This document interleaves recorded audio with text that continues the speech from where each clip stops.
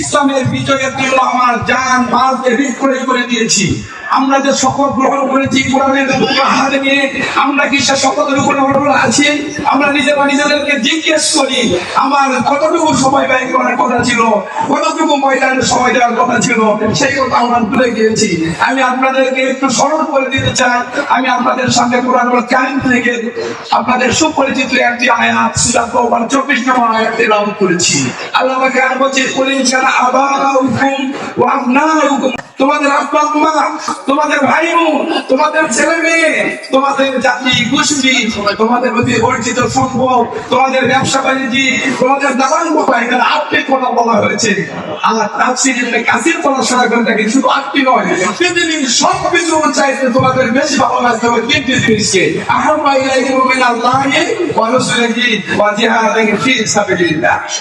উপরে আটটার কথা বলার পর বললেন, যদি বেশি মহব্বতের হয় আল্লাহর চাইতে, আল্লাহ রাসূলের চাইতে, আল্লাহর জন্য দিন কায়েমের দায়িত্ব পালন করার চাইতে, তোমার বাবা মা, তোমার ছেলে মেয়ে, তোমার অর্জিত সম্পদ, তোমার ব্যবসা বাণিজ্য, তোমার চাকরি, তোমার বাড়ি ঘর বিল্ডিং দালাল করা, এইগুলো যদি বেশি প্রিয় হয়, বেশি মনোমত হয়, তাহলে অপেক্ষা করো। কথা খাইয়ে দিলে তাও মাল ফাঁসে কি আল্লাহ সত্তর ত্যাগের সংখ্যা হয়তো সত্তর না, ঠিক কিনা বলেন প্রিয় ভাই? আমরা এই আপনাদের বড় পূজার আহ্বান জানাচ্ছি, 1 মিনিটে শেষ করছি আমার কথা। আমার ছেলেকে প্রতিষ্ঠিত করার জন্য লক্ষ লক্ষ টাকা বাইকে ভাবছি, পড়াশোনা করেছি, ছেলেকে চাকরি দিতেই হবে। আমার ছেলেকে বিদেশে পাঠাচ্ছি, যে টাকা উপার্জন করতেই হবে, আমাকে একটা বাড়ি করতেই হবে। আমার ছেলেকে তৈরি করার জন্য যত টাকা ব্যয় করেছি, আমার নিজের ব্যবসা প্রতিষ্ঠিত করার জন্য যত সময় ব্যয় করেছি, আমি কি আল্লাহর দিন প্রতিষ্ঠা করার জন্য সেই সম্পদ ব্যয় করেছি? আমি কি ততটুকু চেষ্টা করেছি? আমার ব্যবসার জন্য যত চেষ্টা করেছি, দিন প্রতিষ্ঠার জন্য তত চেষ্টা করেছি।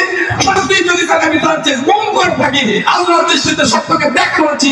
আমি আমাদের সর্বপ্রধান আহ্বান জানাচ্ছি, সময়ের দাবি হচ্ছে ময়দানে থামতে বলে মানুষ ভাষা বানাচ্ছে, তাদের শুধু জড়ে নেওয়া। আমি আমার সর্বপ্রধান আহ্বান জানাচ্ছি, যে সকল ভাইরা ভাষা বানাচ্ছে, আমেরিক করেছে, কে কি করেছে দেখার বিষয় নাই।